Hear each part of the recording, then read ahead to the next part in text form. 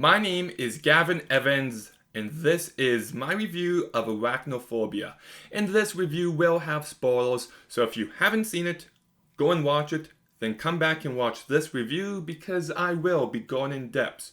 Now, I own this movie on DVD, but I've never watched my copy before, so I put it on for the very first time last night, and what is with this DVD? It takes up like a third of the screen. The aspect ratio is so freaking small. Still watchable, but just unacceptable. Like, this is one movie I have to go out and buy a Blu-ray for because it's just desperately needed. Like, whoever made the DVDs for this movie did it dirty. But this is one I've always loved, but I was curious to see how well it would hold up, and I'm very glad to report this movie is still great and it deserves way more love. I just love the fact that we've got a creature feature where the creature is a spider. Something you see in everyday life, something that kind of freaks us out a little bit, but just done to such a degree where it's genuinely unnerving. And the way the movie escalates throughout is so masterfully done. I love the way it begins with this expedition going on in South America, and one of the spiders kills one of the guys and it sneaks into the coffin and comes back to the setting of this movie, and then it has lots of baby spiders and they go out into the town and one bite kills you, and it's just a great premise for a movie like this. It really is. It's the perfect horror premise. And then on top of that, we've got this really good story with the humans of this doctor who moves his family out to the country, and with the promise that this one doctor will retire and he'll give all his patients to this guy.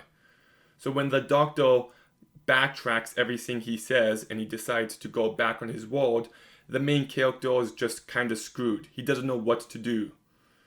So he's trying to figure this all out, and then the people he starts seeing are dying left, right, and center, and people start to think that maybe it's him behind everything, maybe he's killing them, maybe he's taking them off medicines that he shouldn't. And I just love how this plays into the main spider story. It's so well done, and it does get you to actually get invested in the main characters. And like I said, the way the movie escalates with more and more people dying and more spiders showing up, all the way to the climax, it's just done perfectly. And in the climax, when it's Jeff Daniels in the cellar facing off against this spider, it could have come across really goofy. Like this big human trying to kill this little creepy crawler. It could have been so stupid, but you actually feel the tension there, and it's a very well done sequence. It's impressive that you buy it as a legitimate threat. And just the fact that there's so many spiders and they're so deadly creates tension throughout the entire movie. I also do love the misdirection, how you think the spider base is out at the barn, but it turns out it's in the cellar of the house where the main characters live. That all really works for me, but I do think this script is a lot smarter than people say it is. Like, the amount of setup and payoff in this movie is just done so incredibly well. There's this one scene early on where Jeff Daniels is telling his wife about this nightmare he had, where this spider is just crawling up him and he's helpless, he can't move. And the fact that nightmare actually comes into play at the end of the movie, it's just so well built up to. And then there's a scene where he's going through all the wine and how that comes into play, or the nail gun, how it's set up and comes into play. Even when he puts everything in the cellar, he's just like, I'm going to need a padlock. Just one small line, and in the last act, where when he's trapped down there, he can't get out because of the padlock. And it's just so satisfying to see everything come together like that. Truly, it's very, very smart writing. And I also love the fact that this movie is just under 2 hours, but it completely flies by. It is tight storytelling and it's never boring. It's such a perfectly paced movie, and I love the way Frank Marshall balances the comedy with the horror. Like, it's absolutely tense and unnerving when it's needed, but there's also moments of levity that just make for the perfect experience. You've got some great practical effects in the finale. I love the close-up on the spider's eyes. It feels like you're looking into its soul, and I love that.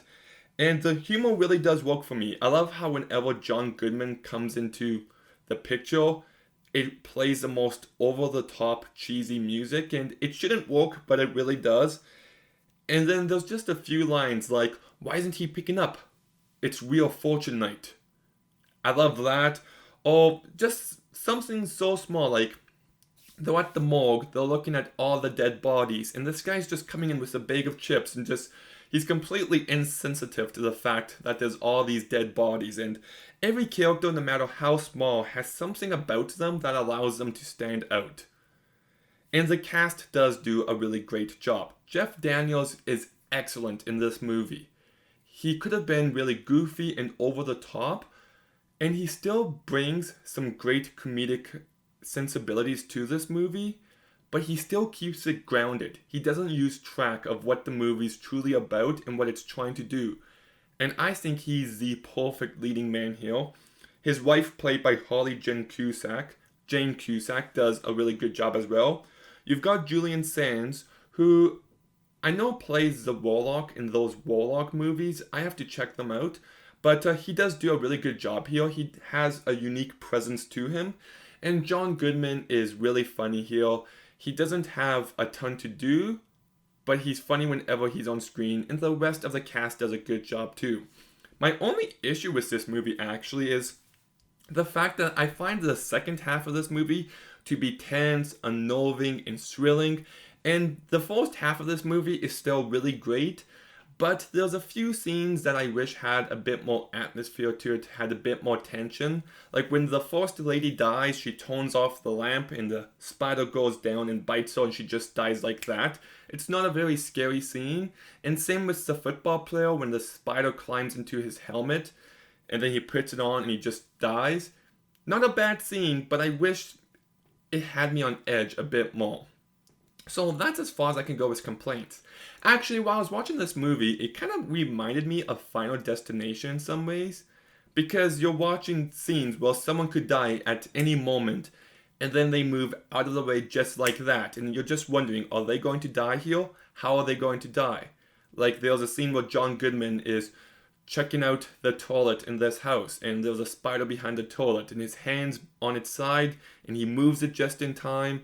And just scenes like that, which just kind of keeps you on edge. You never know what's going to happen. But look, this movie is so underrated and just deserves way more credit. It's a lot of fun.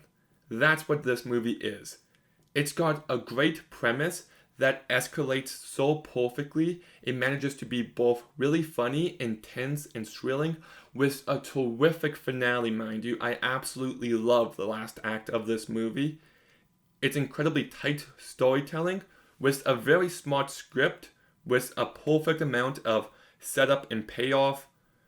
And the practical effects in this movie are great. I love this movie. And I do think Frank Marshall is a director who deserves a bit more credit because he does a really good job here. Anyways, Arachnophobia, I'm going to go ahead and give it an 8.5 out of 10. We just don't get them like this anymore, and I hope this movie never gets remade because you want to top it, but I still hope that we get some more spider horror movies. There's this movie, Eight-Legged Freaks, and I think that's it. We need more. But anyways, what are your thoughts on Arachnophobia? Let me know in the comments down below. Make sure you like, make sure you comment, make sure you subscribe. Stay tuned for some more videos soon. And Gavin, out.